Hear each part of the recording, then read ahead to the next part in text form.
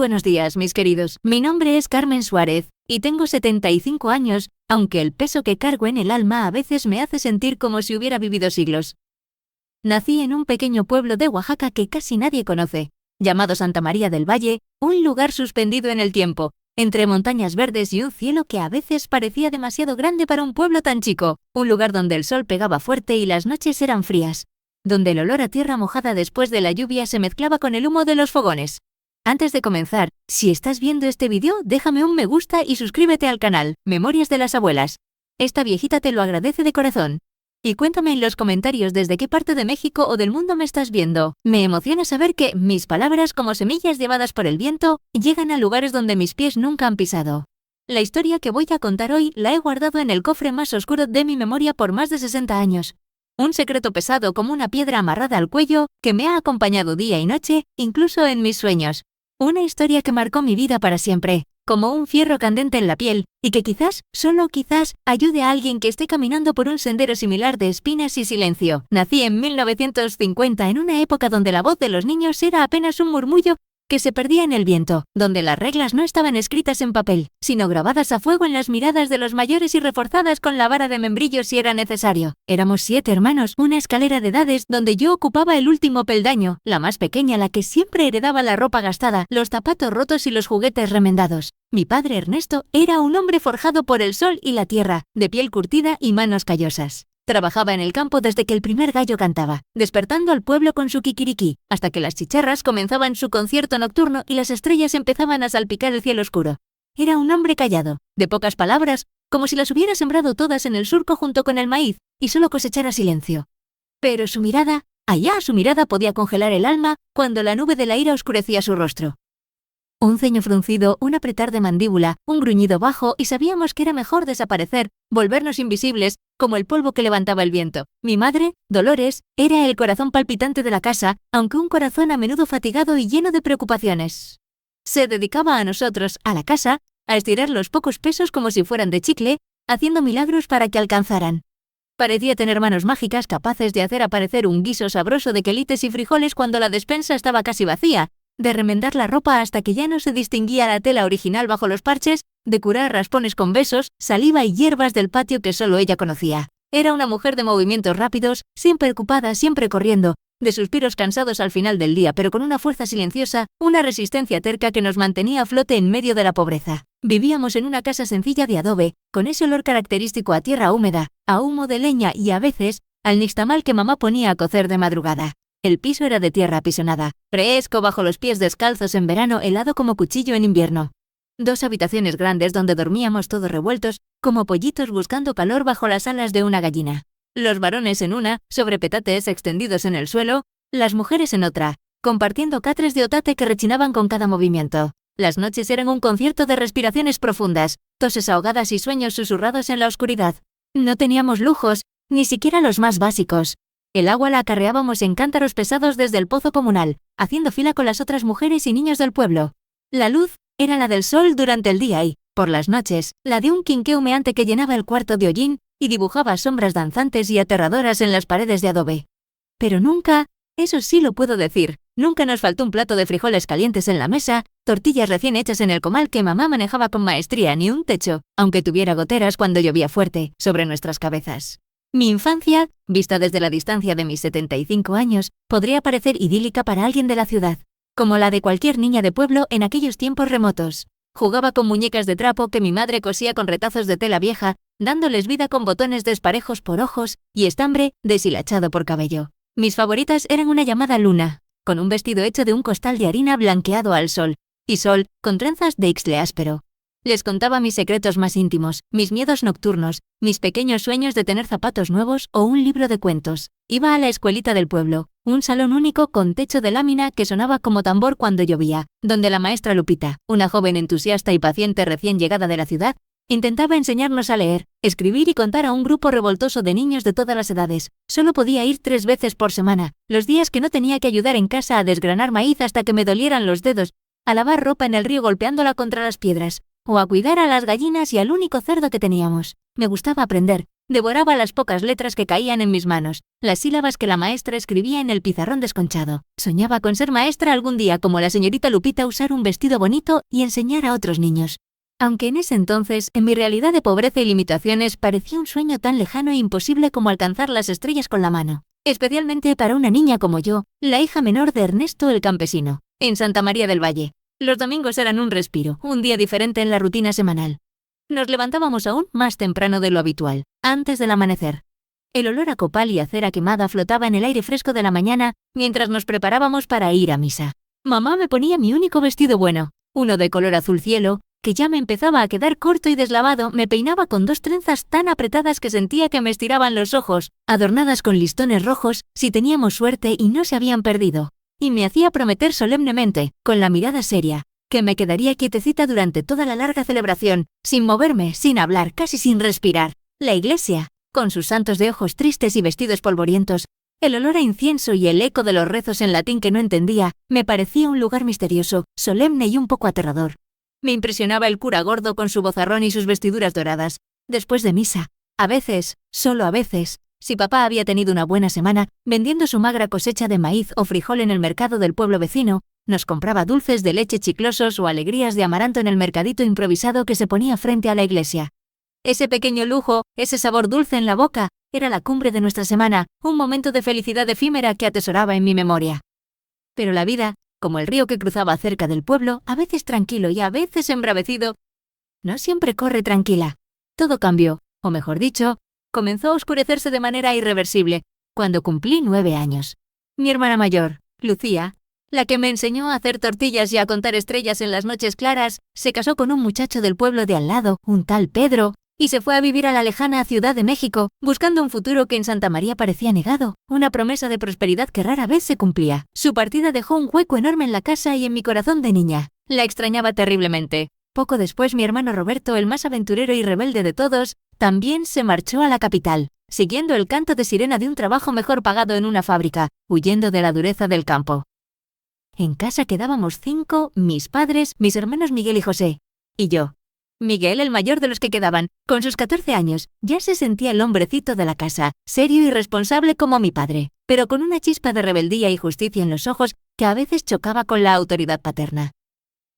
José, de 12 años, era el más tranquilo, el soñador, siempre con la mirada perdida en las nubes o dibujando en la tierra con un palito, y yo, la pequeña Carmen, de 9 años, la observadora silenciosa, la que se daba cuenta de todo, pero no decía nada. Fue en ese tiempo de reajustes familiares, de ausencias que pesaban como piedras en el alma, que mi tío Ramón, hermano menor de mi padre, apareció en nuestras vidas como una sombra inesperada, como una mala hierba que brota donde no debe. Su esposa, tía Elena, había fallecido de unas fiebres repentinas que ningún curandero pudo aliviar, dejándolo solo y, según decía mi padre con gravedad, desconsolado y sin rumbo. La familia debe estar unida en los momentos difíciles, Dolores, escuché decir a mi padre una noche, con esa voz grave y definitiva que no admitía réplica ni discusión. La sangre llama. Ramón no puede quedarse solo allá en su rancho. Vendrá a vivir con nosotros una temporada, hasta que se reponga, hasta que encuentre su camino de nuevo. Tío Ramón era el día y la noche comparado con mi padre. Mientras papá era un hombre de silencios profundos y miradas severas que infundían respeto y temor, el tío siempre tenía una sonrisa fácil y aceitosa en el rostro y un chiste, a veces vulgar, a veces cruel, en la boca. Llegó una tarde polvorienta con una maleta de cartón amarrada con mecate y un aire de saberlo todo, de hombre de mundo, que contrastaba con la sencillez y la humildad de nuestro pueblo. Traía dulces baratos para mí y mis hermanos. Nos contaba historias exageradas y probablemente falsas de la capital, de edificios altos como montañas, de mujeres fáciles y luces que nunca se apagaban, historias que nos hacían abrir los ojos como platos y soñar despiertos con un mundo que no conocíamos. Carmencita, mi sobrina consentida, eres la flor más bonita de este jardín marchito, me decía a menudo, pellizcándome la mejilla con sus dedos gruesos, o dándome una paleta de caramelo pegajosa que sacaba de su bolsillo. Me hacía sentir especial, diferente a mis hermanos, notada por primera vez. En ese entonces, con la inocencia intacta y la necesidad de afecto de mis 9 años, no entendía que esa atención melosa, esas palabras dulces como la miel pero pegajosas como el alquitrán, escondían una intención oscura, venenosa, como una fruta hermosa por fuera, pero podrida y agusanada por dentro.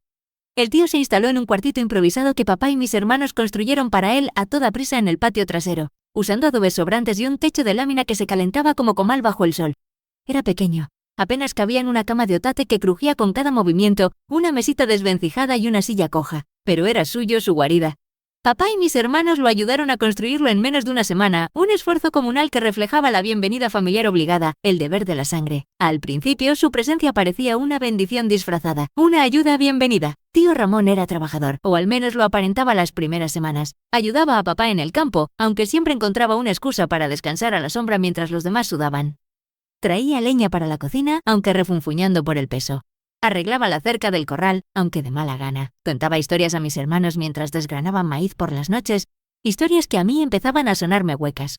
Mi madre parecía aliviada con la ayuda extra, con tener otro hombre en casa, especialmente porque mis hermanos mayores ya no estaban para compartir la carga del trabajo y la responsabilidad. Ramón siempre ha sido muy servicial, aunque un poco vago. Le oí decir a una vecina, con una sonrisa forzada: «Qué bueno que Ernesto lo trajo, aún ahora somos más para trabajar».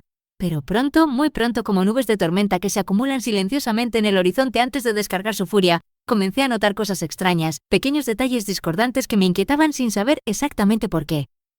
La manera insistente, casi depredadora, en que el tío me miraba cuando pensaba que nadie se daba cuenta. Una mirada que me recorría de arriba abajo, deteniéndose demasiado tiempo en mis piernas flacas, en mi pecho incipiente, y me hacía sentir incómoda, expuesta, como un insecto bajo una lupa. Cómo buscaba cualquier pretexto o cualquier excusa, por tonta que fuera, para quedarse a solas conmigo. «Carmencita, ven a ayudarme a cargar esta leña, que ya no aguanto la espalda. Carmencita, ¿me puedes traer un vaso de agua fresca del pozo? Es que el sol me tiene seco. Carmencita, acompáñame a buscar unas hierbas al monte para mi reuma». Pequeñas tareas, favores inocentes en apariencia, pero que siempre, invariablemente, terminaban conmigo a solas con él, sintiendo su cercanía física, su olor a sudor y tabaco, de una forma que me erizaba la piel y me revolvía el estómago. Una tarde, el sol de la tarde pintaba de naranja las paredes de adobe, creando largas sombras en el patio. Todos estaban ocupados con la cosecha de frijol en la parcela más lejana, un trabajo arduo que los mantenía fuera hasta el anochecer. Yo estaba barriendo el patio, como todas las tardes, levantando nubes de polvo dorado que bailaban en los rayos de sol. El tío salió de su cuarto, secándose el sudor de la frente con un pañuelo sucio, y me llamó con un silbido: «Carmencita, ven acá, necesito que me ayudes con algo aquí adentro».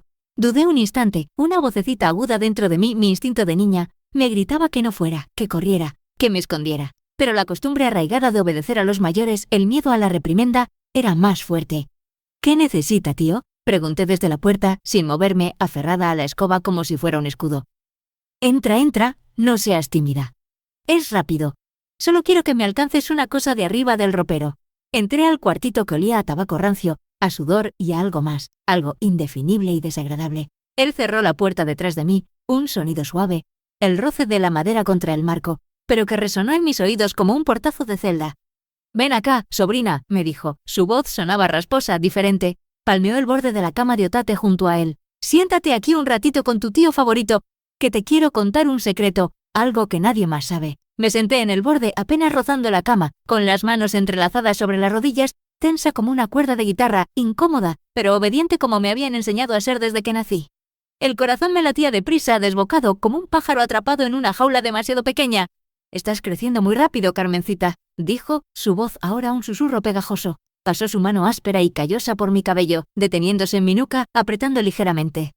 Pronto serás una mujercita hecha y derecha. Muy bonita te estás poniendo». Su mano bajó por mi espalda, un roce lento, pesado, deliberado, que me hizo sentir un escalofrío helado a pesar del calor sofocante del cuartito.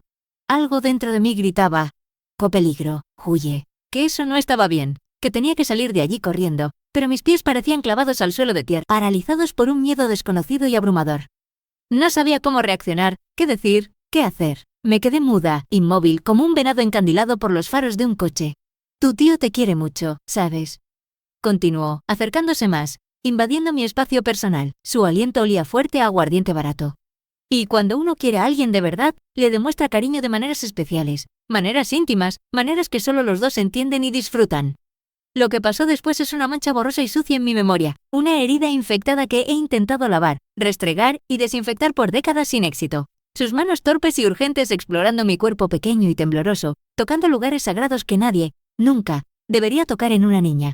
El dolor agudo y punzante, la confusión inmensa, la sensación de irrealidad, las lágrimas silenciosas y amargas que rodaban por mis mejillas y se perdían en el polvo del suelo mientras miraba fijamente una grieta en la pared de adobe, contando los segundos, los minutos eternos, deseando que terminara, que la tierra me tragara, que me volviera invisible. Esto es nuestro secreto, Carmencita, me dijo después, su voz falsamente jovial, casi normal mientras me acomodaba torpemente el vestido rasgado. Un secretito entre tú y yo, algo bonito. Si le cuentas a alguien, a tu mamá o a tu papá se van a enojar mucho contigo. Muchísimo. Dirán que es tu culpa, que tú me buscaste, que tú me provocaste por ser una niña mala y coqueta. Nadie te va a creer a ti, solo a mí. ¿Entiendes bien? Asentí mecánicamente, la cabeza gacha, sin entender realmente la magnitud de la profanación, la profundidad del abismo al que había sido arrojada, solo sabiendo que me sentía sucia, rota por dentro, avergonzada hasta la médula de los huesos, y con un dolor profundo, lacerante que no era solo físico, era un dolor en el alma, una herida que sangraría por el resto de mi vida. Esa noche no pude dormir. Me quedé con los ojos abiertos en la oscuridad, mirando el techo de palma, escuchando los grillos que cantaban ajenos a mi desgracia y la respiración acompasada de mis hermanos, sintiendo que algo dentro de mí, algo precioso e irreemplazable, se había quebrado para siempre. La niña que jugaba con muñecas bajo el sol, la que soñaba con ser maestra, había desaparecido, asesinada en ese cuartucho inmundo, reemplazada por una sombra asustada, por un fantasma silencioso. La inocencia, esa flor delicada y efímera, había sido arrancada de raíz y pisoteada sin piedad bajo unas botas sucias. Los días, las semanas, los meses que siguieron fueron una pesadilla constante, una tortura silenciosa y cotidiana. El tío encontraba cualquier excusa, cualquier momento de descuido de los demás, para quedarse a solas conmigo. En el granero oscuro y polvoriento mientras buscaba huevos, en el camino solitario al río, entre los maizales altos y susurrantes. Incluso en la propia casa cuando mi madre salía un momento a la tienda o a visitar a una comadre. Y cada vez, el mismo horror se repetía, a veces con más violencia física, a veces con caricias lentas y repugnantes que me helaban la sangre y me hacían querer vomitar. Aprendí a disociarme, a escapar dentro de mi propia cabeza, a construir un muro invisible y grueso alrededor de mi mente. Mientras él hacía lo que hacía con mi cuerpo, yo me iba lejos, muy lejos. Contaba las vigas del techo, una por una. Miraba las hormigas que subían incansables por la pared de adobe, cargando pedacitos de hoja. Recitaba en mi mente las tablas de multiplicar que la maestra Lupita nos enseñaba con tanta paciencia. Me imaginaba volando como un pájaro libre sobre las montañas verdes, lejos, muy lejos de ahí, donde nadie pudiera alcanzarme. Mi cuerpo estaba allí, sí, sufriendo en silencio, pero mi espíritu huía, se refugiaba en un rincón oscuro y seguro de mi mente. Me volví una niña diferente. Callada, huidiza, temerosa. Evitaba la mirada de todos, especialmente la del tío, que ahora me parecía la mirada de un lobo acechando a su presa. Dejé de jugar en el patio. Mis muñecas Luna y Sol quedaron olvidadas en un rincón, cubiertas de polvo. Dejé de hablar casi por completo, solo respondía con monosílabos cuando me preguntaban algo. El miedo se convirtió en mi sombra constante, pegada a mis talones. Cualquier ruido inesperado me sobresaltaba. Cualquier mano que se acercara bruscamente me hacía encogerme instintivamente, esperando un golpe o una caricia indeseada. Intenté, una vez, solo una vez, con las pocas fuerzas que me quedaban, buscar ayuda en quien debía ser mi refugio natural, mi protectora incondicional, mi madre. Fue una tarde gris y lluviosa, mientras lavábamos ropa bajo el tejado del lavadero comunal. El agua corría fría entre mis dedos entumecidos, igual que el miedo constante en mis venas. Junté todo el valor que una niña de 9 años puede tener, un valor minúsculo pero desesperado. «Mamá», le dije con voz temblorosa, casi inaudible por el ruido de la lluvia, sin atreverme a mirarla a los ojos.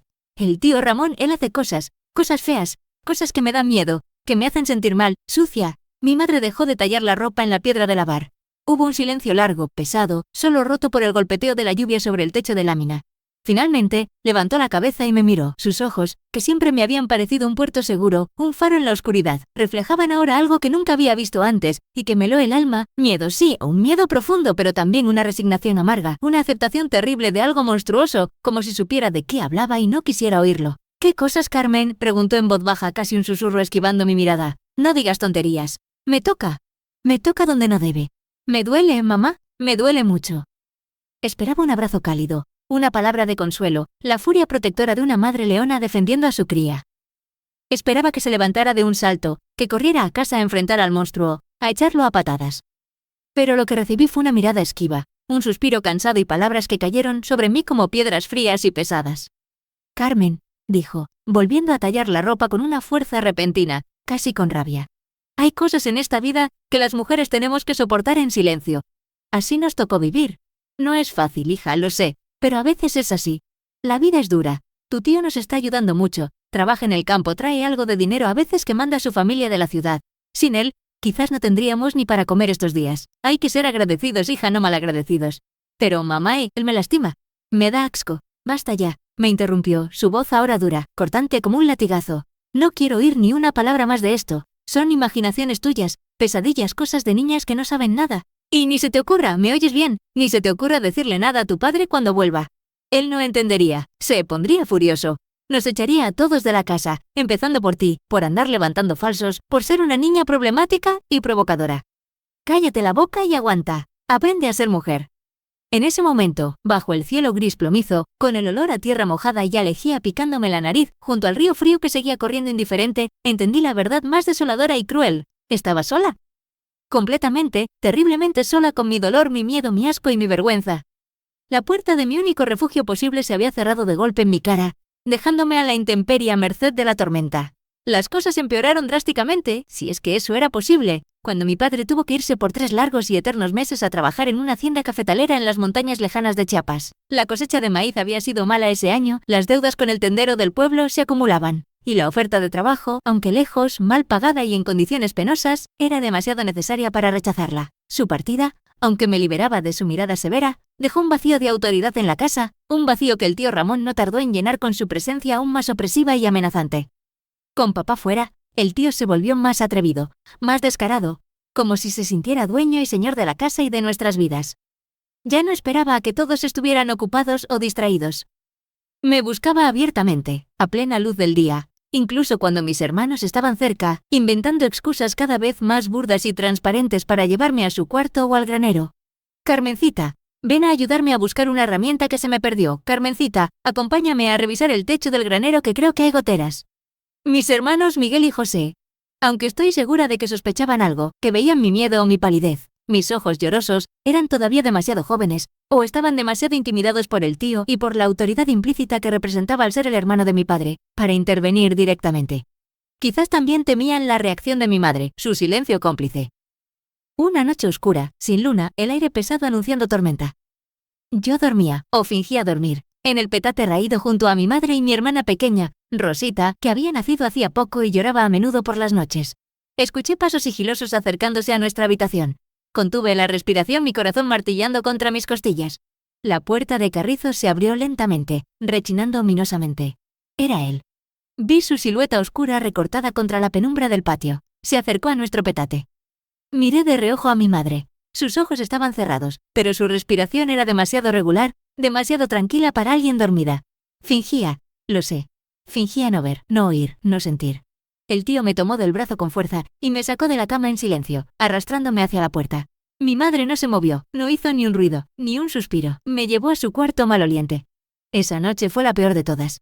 El dolor fue tan intenso, tan brutal, tan humillante, que pensé que moriría allí mismo, en ese catre sucio y manchado. Una parte de mí, la niña que aún quedaba enterrada bajo capas de miedo y dolor, deseaba morir, escapar de ese infierno de una vez por todas. Al día siguiente, al ir al improvisado baño de letrina detrás de la casa, noté manchas de sangre fresca en mi ropa interior, en mis piernas. Corrí asustada, aterrada, a mostrárselo a mi madre, esperando tontamente e ingenuamente alguna reacción de horror, alguna palabra de preocupación, alguna muestra de compasión. Ella apenas miró los trapos manchados que le tendía con manos temblorosas. «Ah, ya te hiciste, señorita», fue todo lo que dijo, con una indiferencia helada que me atravesó el corazón como un puñal. Me dio unos trapos limpios y viejos para que me arreglara. «Ahora tienes que cuidarte más, ser más limpia. Ya no eres una niña. Aprende a lavarte bien». Pero no era eso. No era la llegada natural de la feminidad que celebraban otras madres con sus hijas. Era la evidencia física, sangrienta, del abuso brutal que había sufrido la noche anterior. Y mi madre lo sabía. Lo sabía perfectamente y eligió, una vez más, mirar hacia otro lado, negar la realidad, minimizar el horror, proteger al agresor en lugar de a su propia hija herida. Fue mi hermano Miguel, que ya tenía 14 años y una mirada cada vez más sombría y seria, y quien finalmente rompió el muro de silencio y soledad que me ahogaba. Me encontró llorando desconsoladamente detrás del granero un día, y hecho un ovillo entre los sacos de maíz, incapaz de contener por más tiempo el dolor, la rabia y la desesperación que me consumían. «¿Qué te pasa, Carmencita? ¿Por qué lloras así? ¿Te pegó mamá?», me preguntó sentándose a mi lado con cuidado, su voz inusualmente suave, preocupada. No pude contenerme más. Las palabras salieron atropelladas. como un torrente contenido por demasiado tiempo entre sollozos desgarradores e hipidos que me sacudían el cuerpo. Le conté todo. Cada detalle horrible, cada noche de terror, cada caricia indeseada, cada amenaza susurrada, cada vez que había intentado pedir ayuda sin recibirla, la indiferencia cruel de mamá, el miedo constante que me paralizaba. Miguel se quedó en silencio por un largo rato, escuchando atentamente cada palabra, su rostro joven endureciéndose con cada revelación, transformándose en una máscara de furia contenida. Vi cómo sus manos se cerraban en puños hasta que los nudillos se le pusieron blancos, cómo su respiración se volvía más rápida y agitada, cómo una vena palpitaba con violencia en su frente. «Voy a matarlo», dijo finalmente, su voz ronca, irreconocible, cargada de una rabia asesina, levantándose de un salto como impulsado por un resorte. «No, Miguel, por favor», le supliqué desesperada, agarrándolo del brazo con todas mis fuerzas. «No lo hagas». «Te lo ruego. Papá te echará de la casa si se entera. O peor, te meterán a la cárcel por muchos años. No quiero perderte a ti también, eres lo único que me queda». «¿Y qué quieres que haga, Carmen?», gritó, zafándose de mi agarre con brusquedad. «¿Quieres que me quede de brazos cruzados mientras ese monstruo asqueroso te sigue lastimando? ¿Mientras mamá mira para otro lado como si nada? No puedo. Soy tu hermano. Tengo que protegerte». No tenía respuesta para eso. Solo sabía que el miedo a perder a mi hermano, a mi único protector, era casi tan grande como el miedo cerval que le tenía al tío. Miguel respiró profundo varias veces, tratando de calmarse, pasando las manos por su cabello revuelto con frustración. Finalmente, se agachó frente a mí, me tomó por los hombros y me miró fijamente a los ojos. «Escúchame bien, Carmen.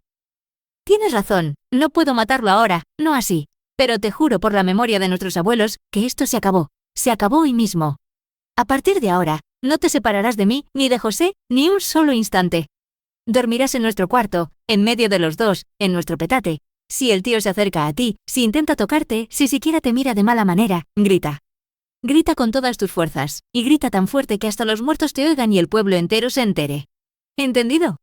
«No estás sola», asentí, las lágrimas aún corriendo por mis mejillas, pero sintiendo por primera vez en meses, quizás años, un pequeño, minúsculo rayo de esperanza, una luz tenue al final de un túnel muy oscuro y aterrador. Esa noche, Miguel habló con José en voz baja pero intensa. No sé exactamente qué le dijo, pero vi la expresión de horror y luego de furia impotente en el rostro de mi hermano menor. Desde ese día, mis hermanos se convirtieron en mis ángeles guardianes, mis protectores silenciosos pero feroces. Me acompañaban a todos lados, al río, a la escuela los días que iba, al campo cuando tenía que llevarles agua o comida. Se turnaban para vigilar la casa, especialmente la puerta del cuarto del tío. Incluso dejaron de ir a algunas tareas del campo, arriesgándose al enojo de mi madre, para no dejarme sola ni un instante. Formaron un escudo humano a mi alrededor, una barrera de amor fraternal contra el mal. El tío Ramón notó el cambio inmediatamente. Su sonrisa falsa desapareció, reemplazada por una mirada de odio apenas disimulado dirigida a mis hermanos. Comenzó a lanzarles indirectas venenosas, a buscarles pleito por cualquier cosa, a acusarlos de vagos y desobedientes ante mi madre. Las tensiones en casa crecieron hasta volverse casi insoportables, el aire se podía cortar con un cuchillo.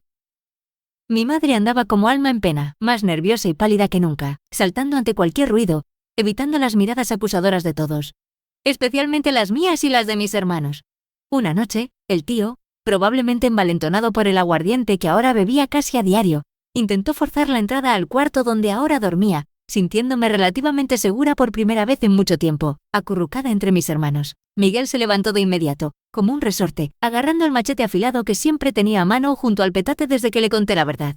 «Un paso más, tío», le dijo con una voz fría y dura que nunca le había escuchado antes, la hoja del machete brillando amenazadoramente a la luz de la luna que se filtraba por la ventana. «Un paso más y te juro por Dios que te parto en dos como a una caña, aunque me pudra en la cárcel el resto de mi vida». El tío retrocedió, visiblemente sorprendido y quizás asustado por la determinación feroz de Miguel. Masculló amenazas entre dientes, maldijo nuestra estirpe, pero dio media vuelta y se fue a trompicones a su cuarto. No volvió a intentarlo esa noche ni las siguientes. El miedo al machete de Miguel era más fuerte que sus bajos instintos, pero la bestia herida y acorralada es peligrosa. Al día siguiente, aprovechando un momento en que mis hermanos habían tenido que ir al campo por orden directa y amenazante de mi madre, el tío me acorraló en la cocina mientras yo lavaba los pocos trastes de la comida. «Eres una pequeña víbora traidora y malagradecida», me siseó al oído, agarrándome del brazo con una fuerza que me hizo gemir de dolor. «Les contaste, ¿verdad? Chismosa, lengua larga. Después de todo lo que he hecho por esta maldita familia, ahora verás lo que les pasa a las niñas chismosas y a los hermanos metiches que se creen muy hombres. Levantó la mano para golpearme, su rostro deformado por la rabia y la frustración. Cerré los ojos con fuerza, encogiéndome, esperando el golpe inevitable, pero en ese momento, como una aparición inesperada, casi milagrosa, entró mi madre desde el patio. «Ramón», gritó. Por primera vez en mi vida, vi a mi madre enfrentarse a alguien. Su voz temblaba perceptiblemente, pero era firme, decidida. «Déjala en paz. Suéltala ahora mismo. No la toques». El tío la miró sorprendido, incrédulo, luego soltó una risa amarga, cruel, llena de desprecio. «Vaya, vaya, Dolores. Miren quién sacó las garras. La gatita mansa ahora ruge. Ahora resulta que tienes voz y conciencia. ¿Dónde estaba esa voz cuando me la llevabas casi dormida a mi cuarto por las noches para que yo la cuidara? ¿Dónde estaba tu voz cuando mirabas para otro lado sabiendo perfectamente lo que pasaba entre estas 4 paredes inmundas?» Mi madre palideció hasta quedar blanca como el papel de China. Yo sentí que el suelo se abría bajo mis pies, que el mundo entero se derrumbaba a mi alrededor en cámara lenta. ¿Mi madre? ¿Llevándome a su cuarto? ¿Entregándome?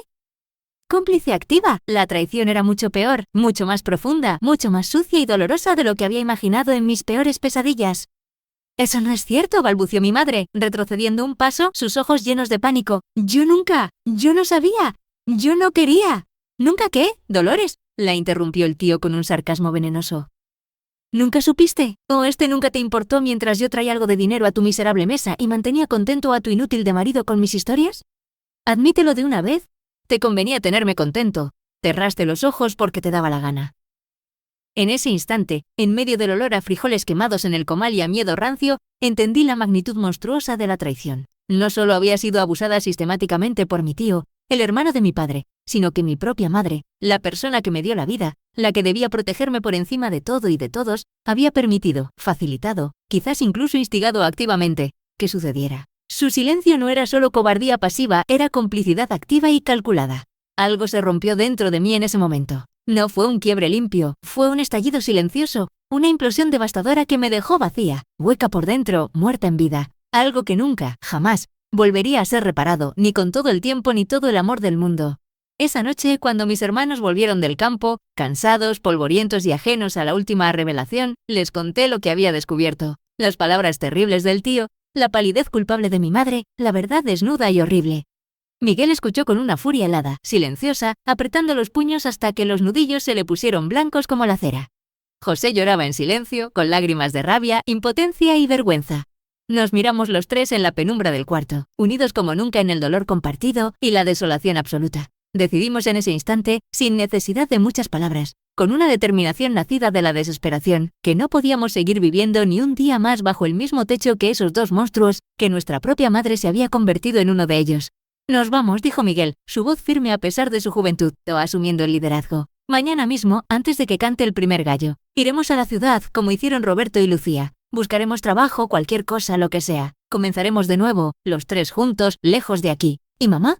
¿Y Rosita?», preguntó José con un hilo de voz. La lealtad filial luchando contra la cruda realidad, pensando en la hermana pequeña. Miguel negó con la cabeza, su mirada dura como el pedernal. «Mamá eligió su lado hace mucho tiempo, José. Ya no es nuestra madre en el corazón». «¿Y Rosita?» «Rosita estará mejor sin nosotros cerca para recordarle su culpa. Ojalá la cuiden mejor que a Carmen».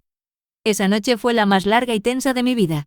Mientras la casa dormía un sueño intranquilo, ajena a nuestra decisión, preparamos en el más absoluto silencio un pequeño bulto con lo poco que teníamos y podíamos llevar sin ser descubiertos, unas mudas de ropa vieja y remendada, un pedazo de queso seco, unas tortillas duras del día anterior, los pocos pesos arrugados que mis hermanos habían logrado ahorrar trabajando en cosechas ajenas. Cada ruido nos sobresaltaba, cada sombra en la pared parecía una amenaza acechante. El miedo a ser descubiertos era palpable. Antes de que el primer rayo de sol despuntara tímidamente en el horizonte, tiñendo de rosa las montañas, salimos en silencio de la casa, como 3 fantasmas furtivos, como ladrones en la noche huyendo de su propia prisión. Miguel adelante, abriendo camino con cautela. José detrás, llevándome de la mano con fuerza, como para darme valor. No miré atrás. No quería llevarme la última imagen de ese lugar que había sido mi hogar durante 10 años y se había convertido en mi infierno personal, mi cámara de tortura silenciosa. El camino a la ciudad fue una odisea larga, agotadora y llena de peligros. Caminamos durante días interminables bajo el sol abrasador de Oaxaca, por veredas polvorientas y caminos pedregosos que nos lastimaban los pies descalzos. Dormimos a la intemperie, acurrucados los 3 juntos para darnos calor y valor mutuo, bajo árboles frondosos o en portales de iglesias abandonadas en pueblos desconocidos. Comimos lo poco que llevábamos hasta que se acabó, y luego lo que podíamos conseguir pidiendo limosna en las rancherías, o comiendo frutas silvestres que a veces nos hacían daño al estómago. Los pies se nos llenaron de ampollas sangrantes, el cuerpo nos dolía por el cansancio y la falta de descanso, el hambre nos roía las entrañas. Pero la esperanza de una vida diferente, la necesidad imperiosa de escapar del horror, nos mantenía en pie, caminando hacia un futuro incierto pero libre. Cuando finalmente llegamos a la monstruosa Ciudad de México, después de semanas de viaje que parecieron siglos, nos sentimos como 3 hormigas perdidas en un hormiguero gigante y caótico. Tanta gente corriendo de un lado a otro sin mirarse, tanto ruido ensordecedor de coches, camiones y tranvías, tantos edificios altísimos que parecían rascar el cielo y tapar el sol.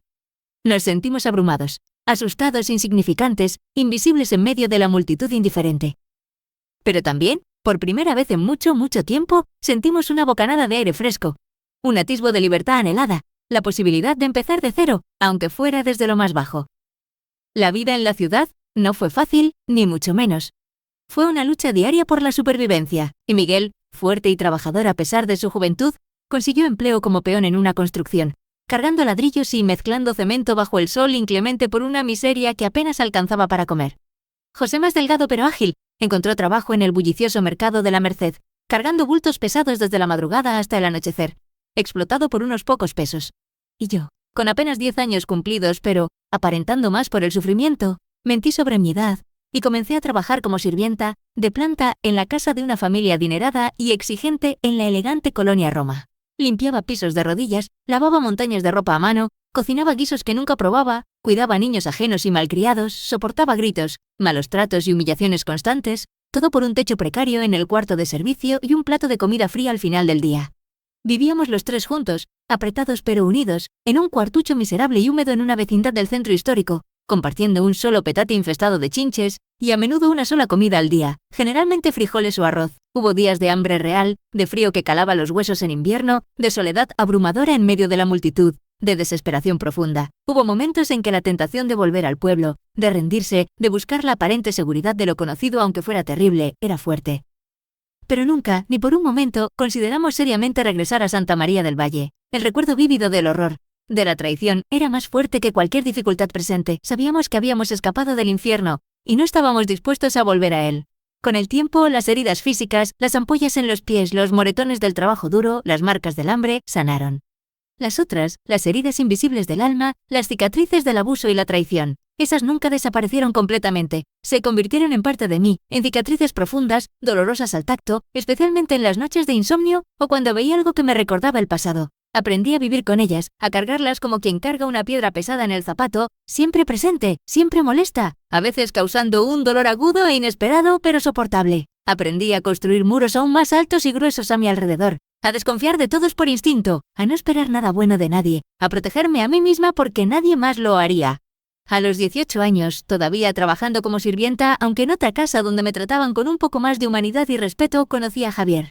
Era un joven carpintero, aprendiz en un taller cercano a la casa donde yo trabajaba. Era callado, serio, pero con una mirada limpia y amable, y unas manos fuertes y hábiles que sabían tratar la madera con delicadeza. Me observaba desde lejos cuando yo salía a hacer los mandados. Me sonreía tímidamente. Comenzó a buscarme, a esperarme a la salida del trabajo, a regalarme pequeñas figuras de madera que tallaba con esmero en sus ratos libres, un pajarito, una flor, un corazón. Me cortejó durante meses, con una paciencia infinita, con un respeto que me desarmaba, antes de que yo pudiera siquiera pensar en dejar que me tomara de la mano. El contacto físico, especialmente de un hombre, me aterraba, me provocaba ataques de pánico. Antes de aceptar casarme con él, una noche estrellada y fría en la azotea de la vecindad donde él vivía, le conté mi historia. Toda. Sin omitir detalles escabrosos, sin maquillar el horror, con la voz quebrada y las lágrimas corriendo libremente por primera vez en años.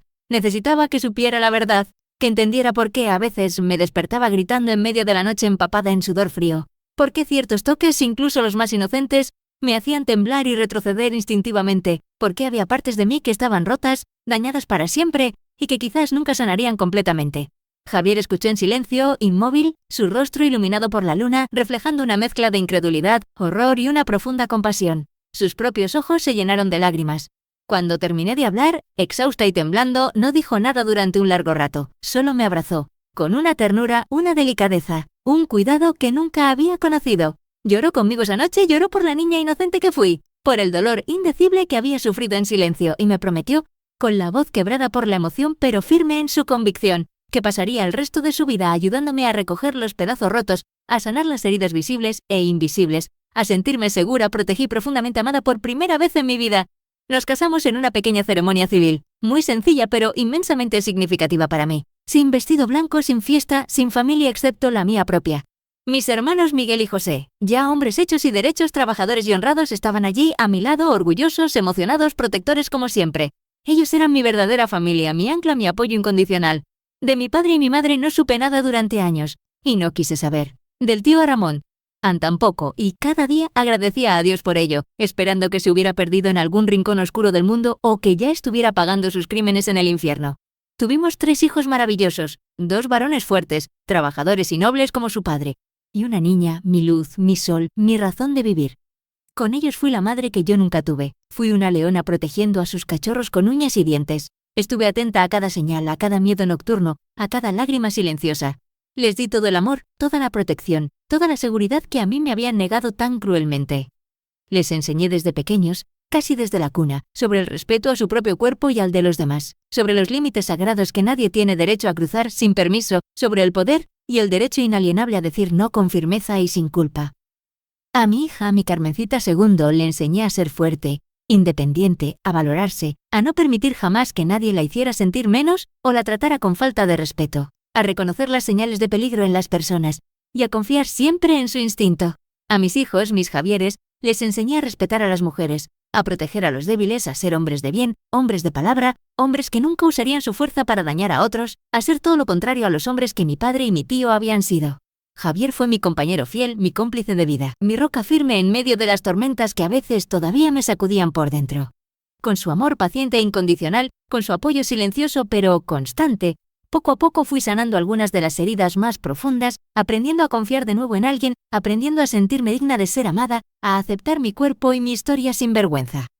Nunca olvidé lo que pasó. Olvidar es imposible, pero aprendí a vivir con el recuerdo sin que me destruyera cada día. Aprendí a transformar el dolor en fuerza, la rabia en determinación para proteger a otros.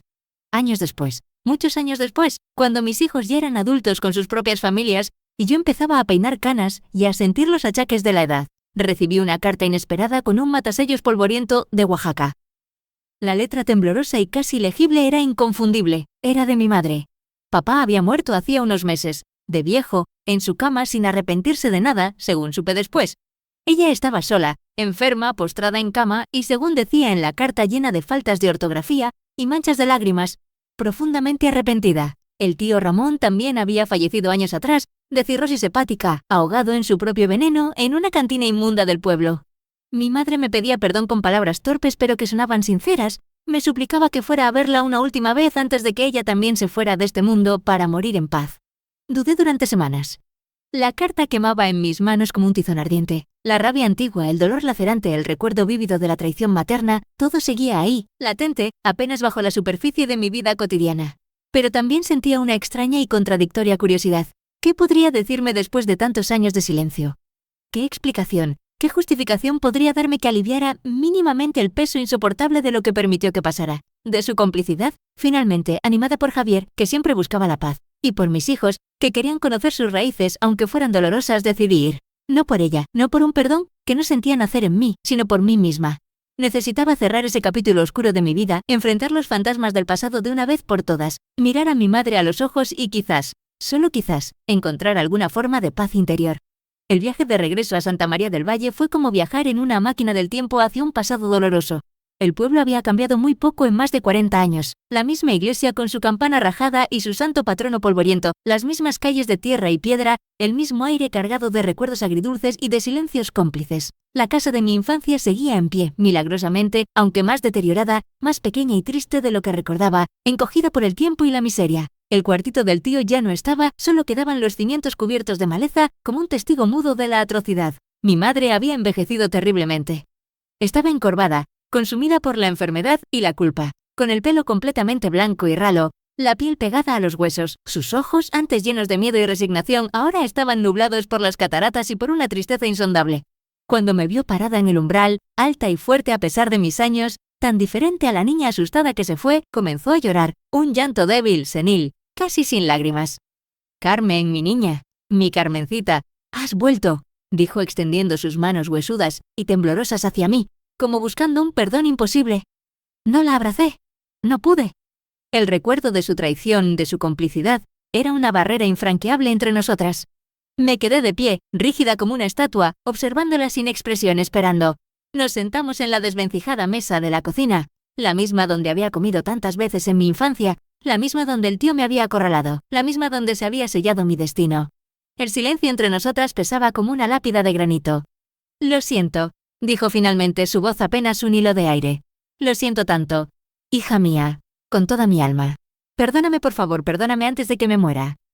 «¿Por qué?», pregunté. Mi voz sonó más dura y fría de lo que pretendía. No era una pregunta retórica. Realmente necesitaba entender si es que había algo que entender en tanta maldad y cobardía. «¿Por qué lo permitiste? ¿Por qué me traicionaste así? ¿Por qué no me protegiste?» Mi madre bajó la mirada hacia sus manos arrugadas que temblaban sin control sobre la mesa de madera gastada. «Tenía miedo, Carmen», confesó, las palabras saliendo con dificultad, entrecortadas por la tos y la falta de aire. «Mucho miedo. Un miedo que me paralizaba. Tu padre. Él sabía, siempre lo supo. Sabía lo que Ramón hacía, no solo contigo. Lo había hecho antes, muchas veces, con otras niñas del pueblo, sobrinas, ahijadas. Era un secreto a voces que nadie se atrevía a denunciar. Eran hermanos, se tapaban el uno al otro sus porquerías. Una vez, cuando tú eras más pequeña, intenté enfrentarlo, defender a una prima tuya a la que Ramón también molestaba. Y tu padre casi me mata a golpes esa noche. Me dejó encerrada 2 días en el cuarto de las herramientas, sin comer ni beber.